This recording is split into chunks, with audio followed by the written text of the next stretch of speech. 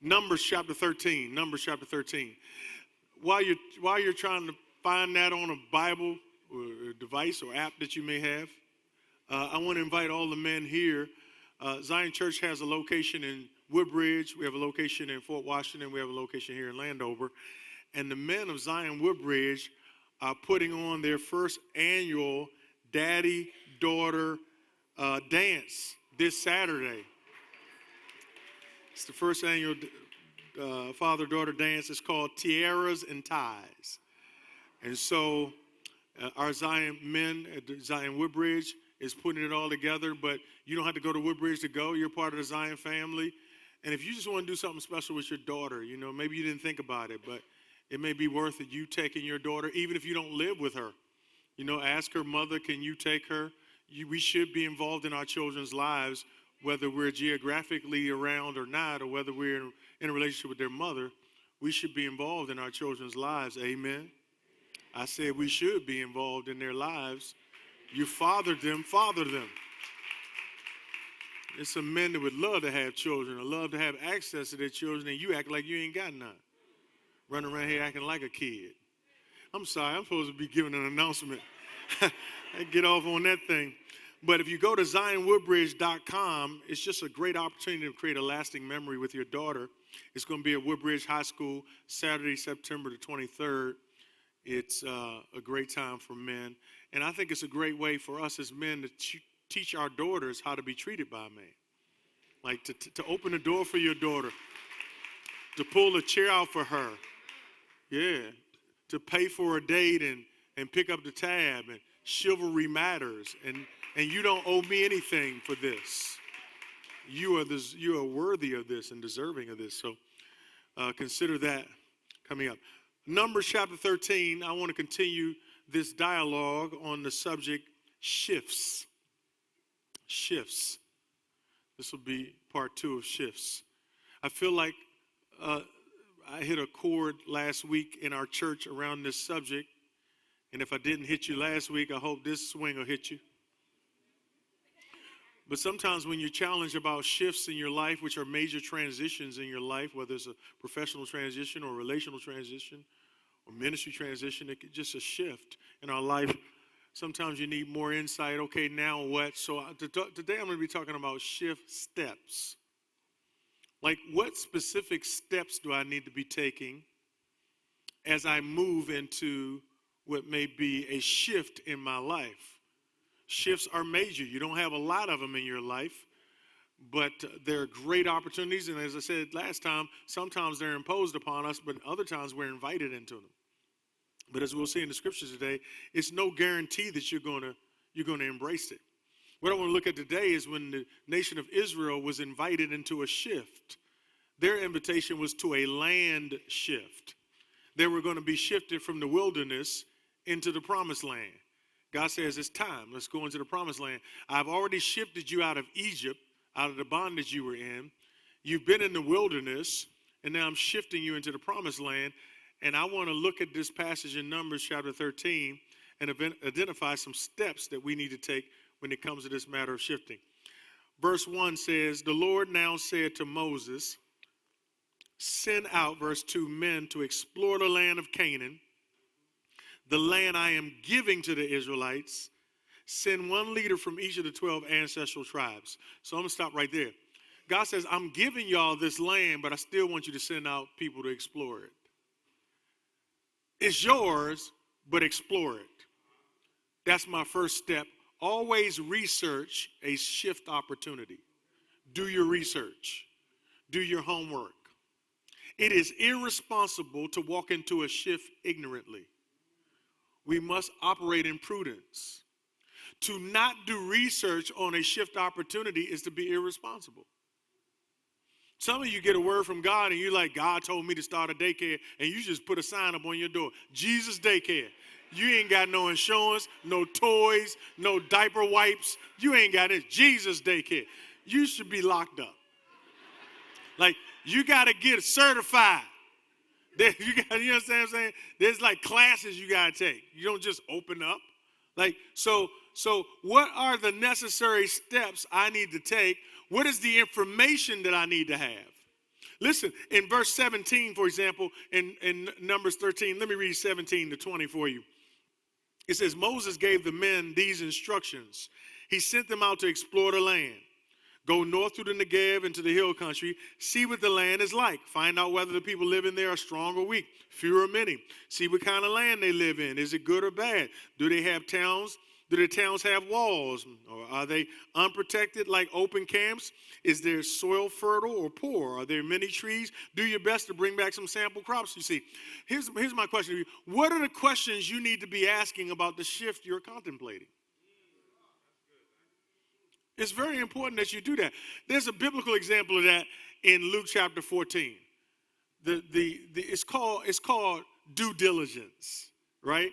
Every shift requires a level of due diligence, or what I call counting the costs. Everybody say count the costs. Listen to this. Give me Luke 14, beginning at verse 28, please. And in Luke 14 it says, but don't begin until you count the costs. Everybody say count the costs. For who would begin construction of a building without first calculating the cost to see if there's enough money to finish it? Otherwise, you might complete only the foundation before running out of money, and then everyone would laugh at you. They would say, there's the person who started that building but couldn't afford to finish it. Didn't do research. Or what king would go to war against another king without first sitting down with his counselors to discuss whether his army of 10,000 could defeat the 20,000 soldiers marching against him? I think that's a situation that they need to check, because look at what it says in the next verse. If he can't handle them, he will send a delegation to discuss terms of peace while the enemy is still far away. Now, let me put that in Northeast terms for you. You in ninth grade and you new to the school, and somebody look at you funny, and so you just try to pull rank. So you tell them, all right, me and you after school. So you start cracking your knuckles and stuff like you're going to beat somebody up at the school. But that's second period, but you know, the seventh period, the bell ring, y'all going to fight. But then fourth period, you hear that this person done beat everybody up in the school, but you didn't have that information. You're like, I ain't know that when I told them I wanted to fight. Let me see how I can. So then you're trying to get the principal involved so they can break it up. You see what I'm saying? Because you don't want to go out there and take a beat down, but you should have did your research before you open your mouth. I'm stuttering saying it, like having a flashback.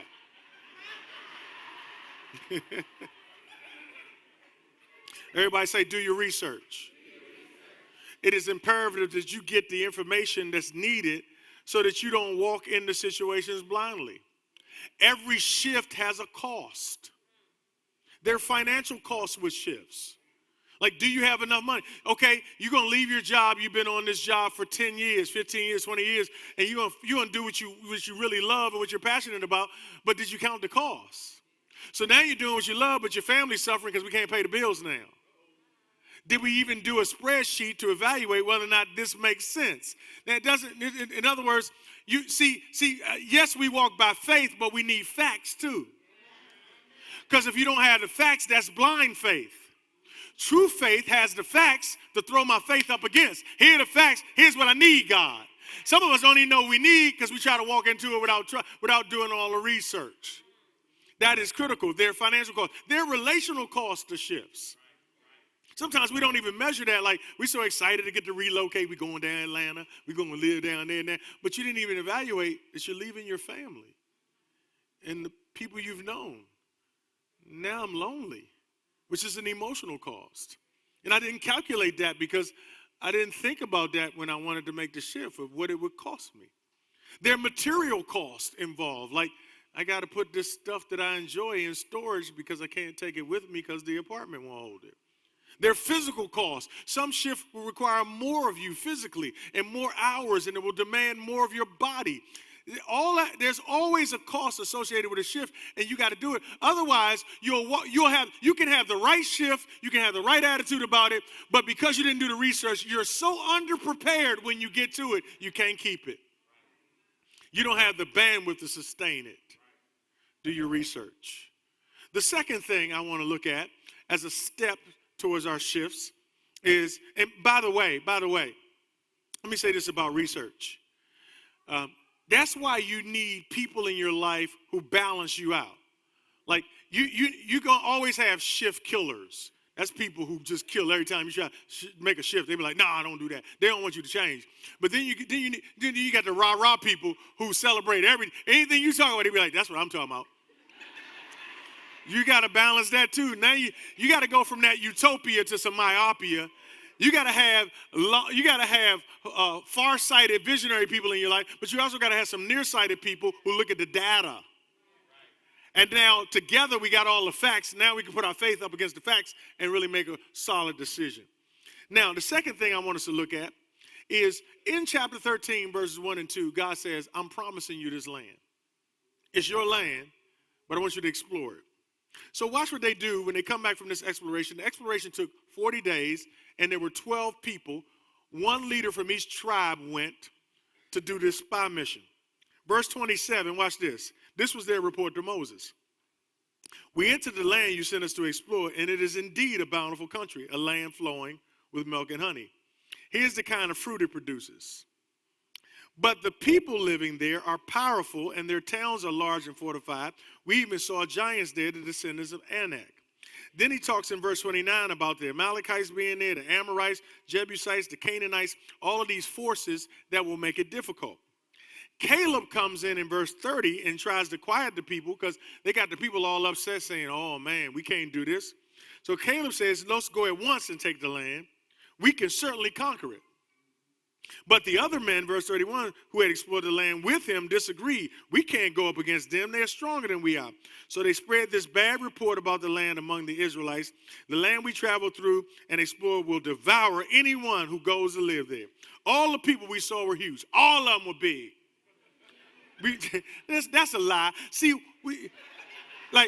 all we saw was giants. You was there 40 days. You ain't see no kids walking around.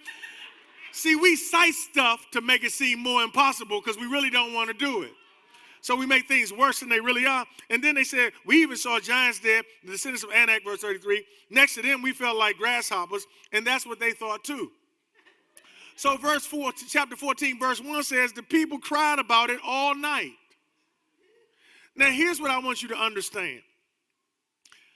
What's missing in all of this dialogue about whether there are giants there or enemies there, or we can do it, we can't do it. We can conquer, we can't conquer. We can go up at once, we better not go up there. You know what's missing? What did God say? Like, not even Caleb is quoting God. Nobody's quoting God. Here's step number 2. Before you make a shift, make sure you record what God said. And record specific prayers that he's answered that you prayed. And try to visit those things regularly. Like, periodically review the stuff that God told you and the prayers that he answered. Like, you should have somewhere documented, this is what God showed me, this is what God told me, or this is what I prayed and God answered my prayer specifically. How many of you ever had a prayer, you prayed a prayer and God answered it? Like, "Thank you, Lord, you answered that prayer." You need to keep a record of that. Because the reason why you need to write down, don't just think it, you got to ink it, as somebody told me. The reason why you got to write it down is so that you can remember what he said when what you see doesn't look like what he said. Because now they're in a situation that doesn't look like what he said. God says it's yours to possess, and they're looking at people and saying, "It's some people here, how are we going to possess this?" Well, we can't evict them. We don't have the power to do it. But they didn't have a record of what was said. You have to put that in record. For example, let's say one of the biggest shifts that single people want to make, obviously, if you're single, many single people want to shift from being single to being married.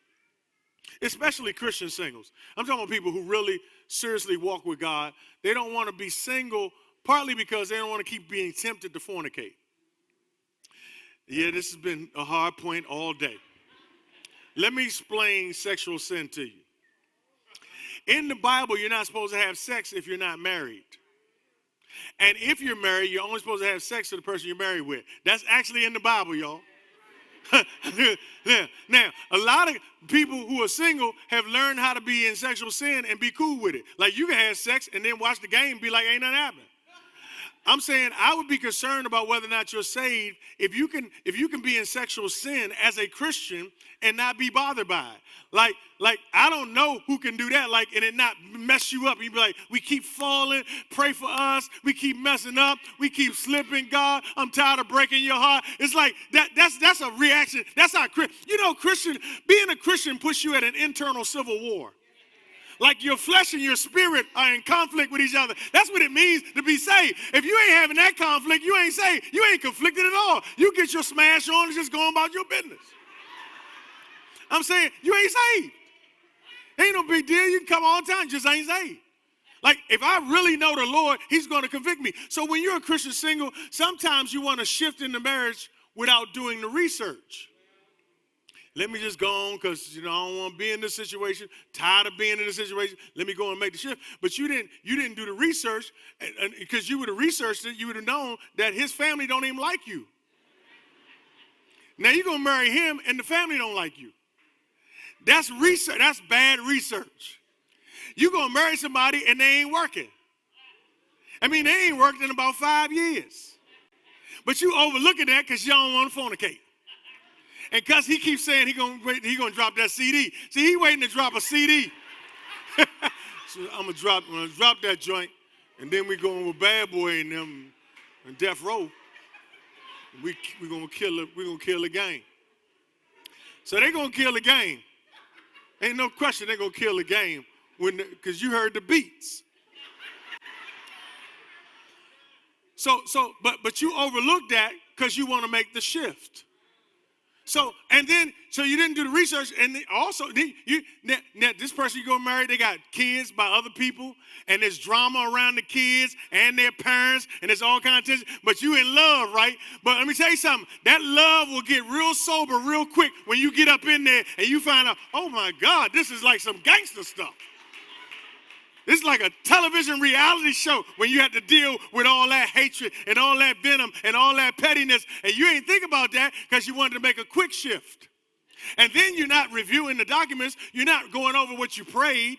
You're not going over what you asked God for in a spouse. You had specific things. God, I want this person to be this, and I want to have this. And I mean stuff that matters. I'm not talking about making an idol out of your list. I'm talking about stuff that matters to you and to God. You said you wanted them to have teeth in their mouth. Now you're like, I know a dentist. And here's the problem. When you don't do research and you don't take your time in the shift, you're going to be shift out of luck. That's what's going to happen. You like that? Shift out of luck. You just get on down. Just hunt somebody and say, make sure you do your research. But you also need to write down and make a record of what God is saying to you. And then review it periodically. Like, okay, God, this is what you said. Let me go back to this. I'm all emotional now. Let me go back to the foundation of what you said. You have to journal your journey. Journal your journey. Now, everybody doesn't keep a journal. Some people that's played out. And so I was asking one of our millennials recently on our staff, what do you think are some ideas on how people can journal and keep a record that they can regularly review of their journey with God? And here's one of our staff members, Maddie, what she had to say about it. Hey, what's going on, everybody? I'm Maddie. So a lot of times when we think about recording God's promises to us or our prayers to him, we think about that in the traditional sense of a journal. I like to put pen to paper. This is my journal right here. I write my prayers here and I'm able to review them. Sometimes I might use a sticky note or a small slip of paper. I also have a jar where I'm able to go back and look at them. You could keep them in an envelope or a shoebox, whatever works for you. If you're not a writer, you might consider photo journaling. One creative way to do that is to set up a private Instagram feed where you can keep your notes, photos, screenshots, and go back and look at those prayers from time to time. If that doesn't work for you, then maybe you can record audio or video on your cell phone and go back and listen to those prayers that you've recorded, or you might just send yourself a text message or use the notes application on your phone. As long as you're being diligent about both recording and reviewing those prayers, then you should be in good shape. Happy journaling.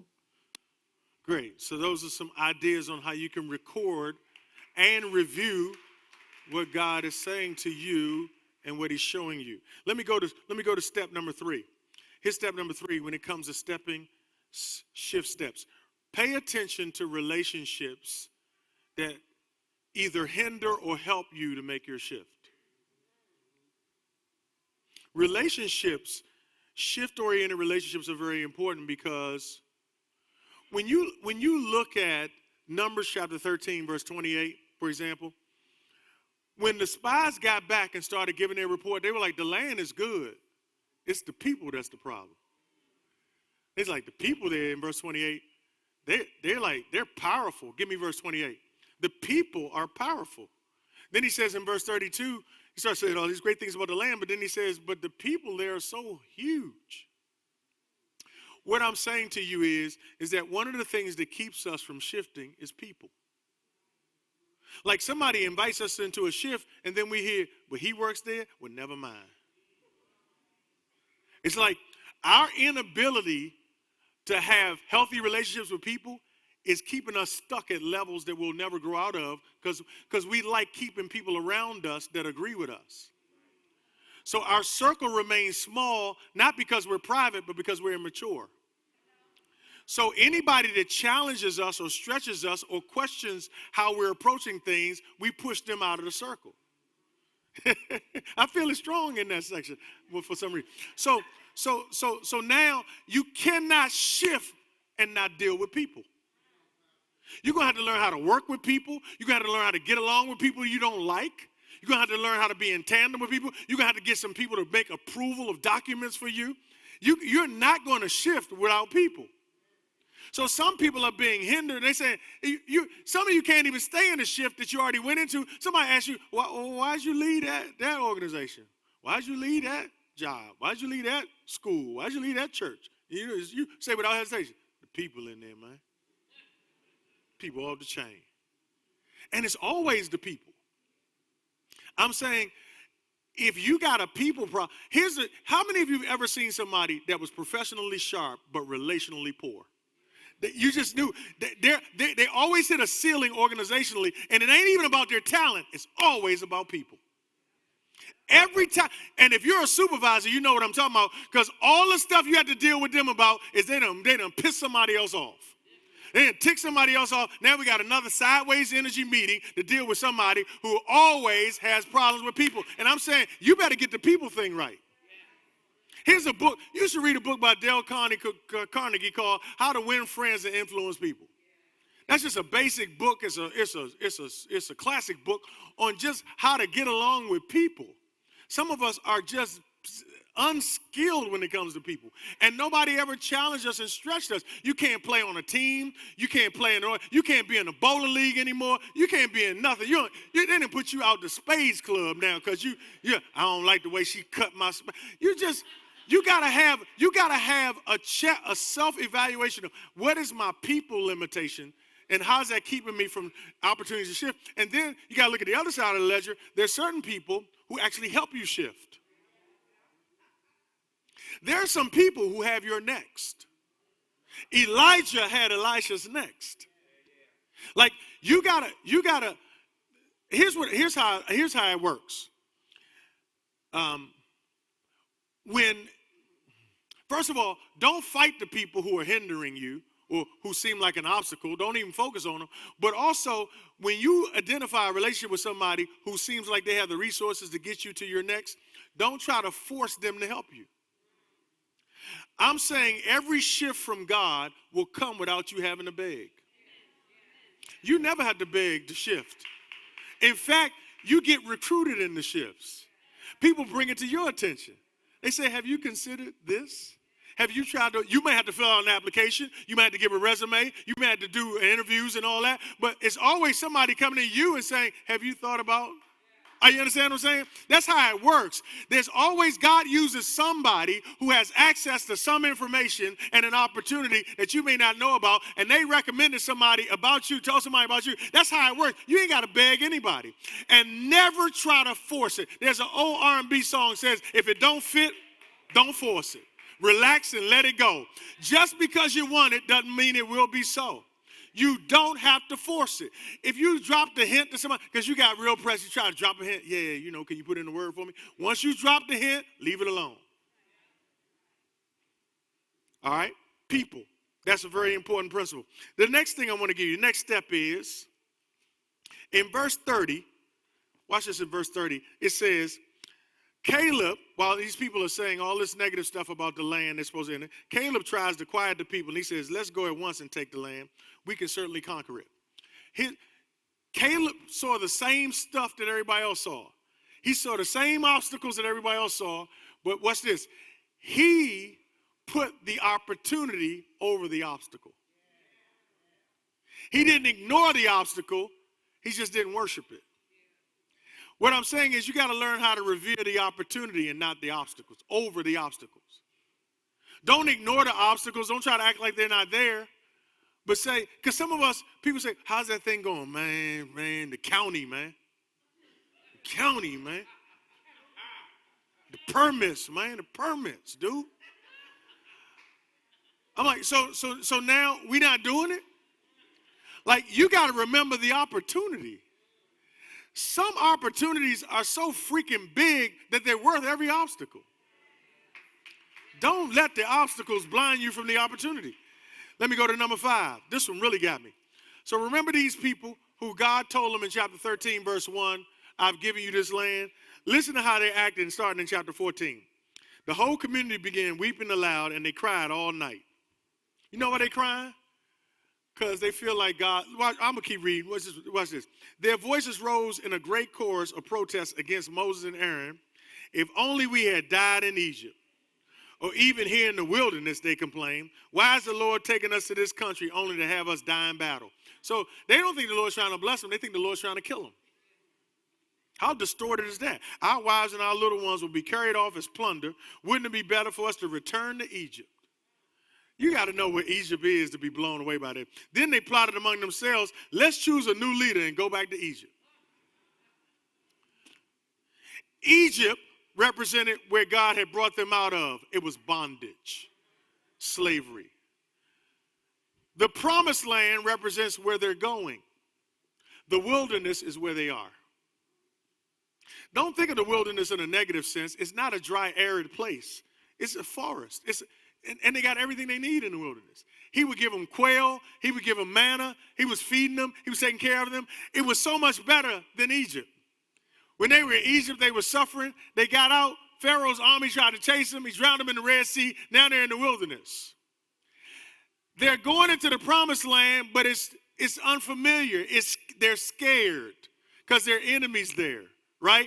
There are challenges to do this. So they said, why can't we just die right here? Some of the hardest people to get to shift is not people in Egypt. And that's not who I'm preaching to, because y'all are hungry.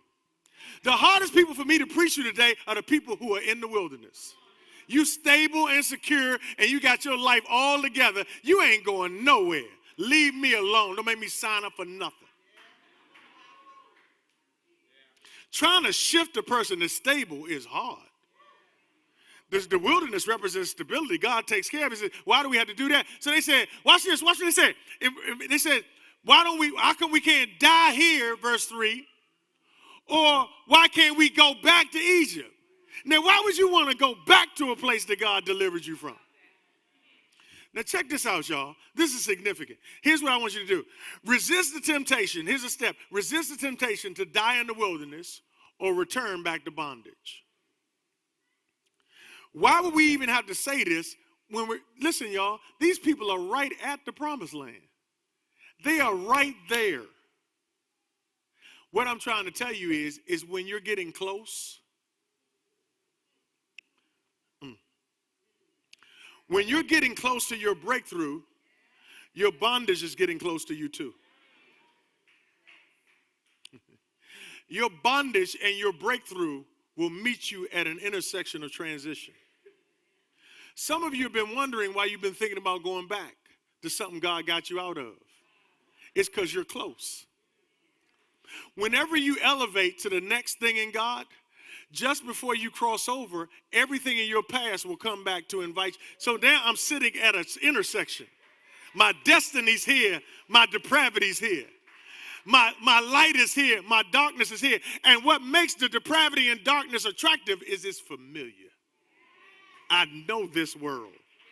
And here's how the enemy gets us. Even though the bondage was terrible, when we think about it, we only think about the pleasure of it. Because when the children of Israel talked about when they talked about Egypt, all they talked about was we had leeks then, and we had onions then, and we had food there. They only thought about the good thing. Here's how the devil tries to get us. He makes us think back on our bondage, not that it was enslavement and entrapment and darkness. All we think about is the pleasure of it. That's why we want to go back to it. We think about it with euphoric recall.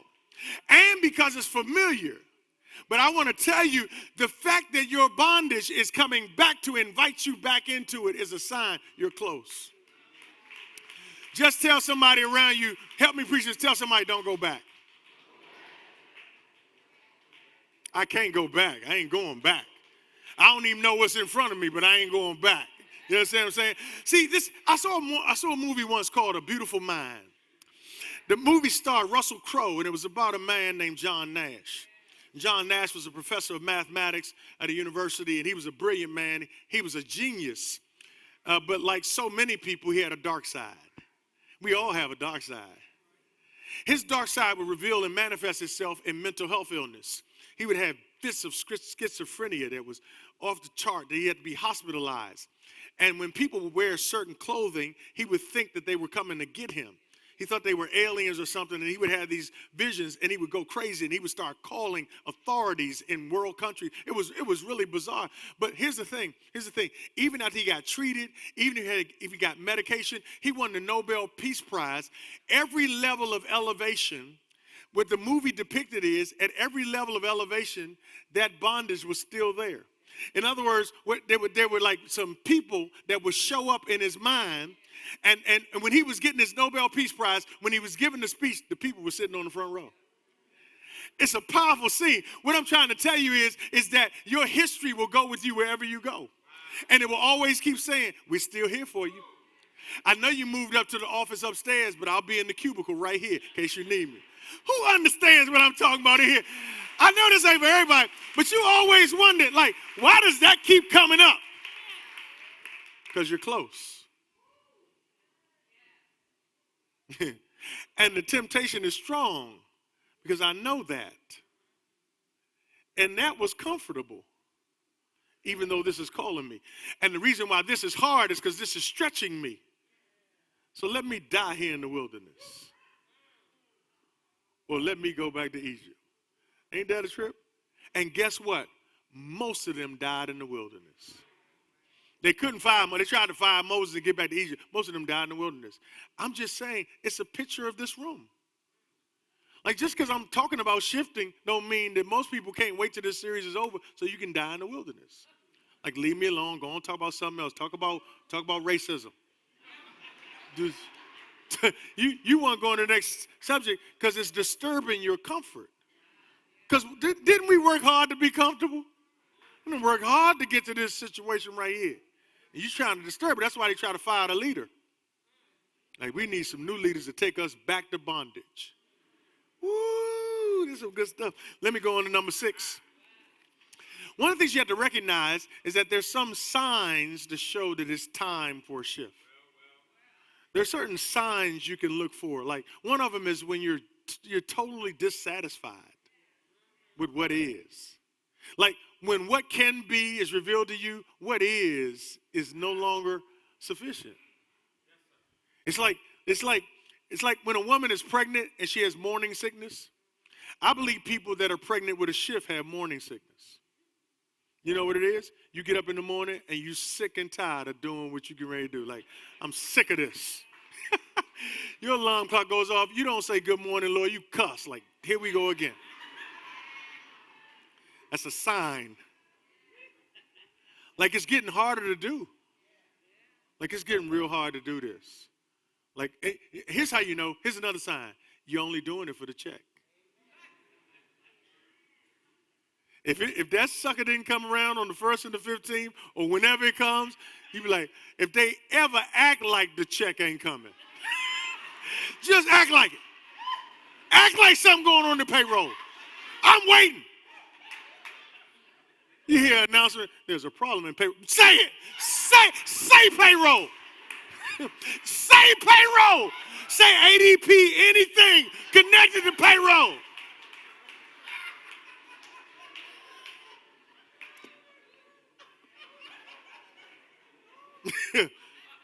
You know. It's a sign. See, what God is so good, he'll make the wilderness uncomfortable so you'll want to leave it. Like that wilderness it's getting uncomfortable. It's no longer what it used to be. I got to go to the last one. In verse 29, I got to say this quick. In verse 29, the spies started listing the Jebusites, the Amorites, the Hittites, all these people, all these enemies that were in the land. If you research it, you go back to Genesis 15 and verse 18 to 21, when God first told Abraham he was going to bring him to this land, those are the same enemies that were there. So now here's Moses, and Joshua's next, and this is generations later, and they're fighting the same enemies that their forefathers fought. What I want to tell you is, if you're going to take a shift, you're going to have to overcome some stuff that's been a battle in your family. Some of you've been, some stuff that your grandfather just jabbed and your father stabbed, you're going to have to cut his head off. Some of you have to have the fortitude that this stops with me. Like there's a sexual dysfunction in your family lineage. There's secrets about it. There's drug and alcohol addiction in your family lineage, and you're tempted with it. And some of you got to say, it's going to die with me. Because whatever dragon you don't slay, your children are going to have to fight. And so here they are fighting something that's historic. And some of us have to fight the dragon of fear. Like we have a family of scared people. That's why we don't try anything. Everybody's scared. We don't say it. We don't just say, I'm scared. We just say, nah, you got to be smart. Then we have a generation of procrastinators. Like some families they're masters of procrastinating. They're masters at putting off stuff so that they never have to do it.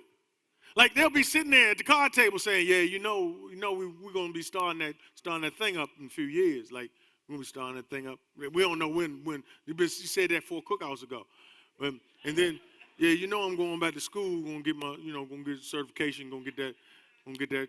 I already talked to the dean.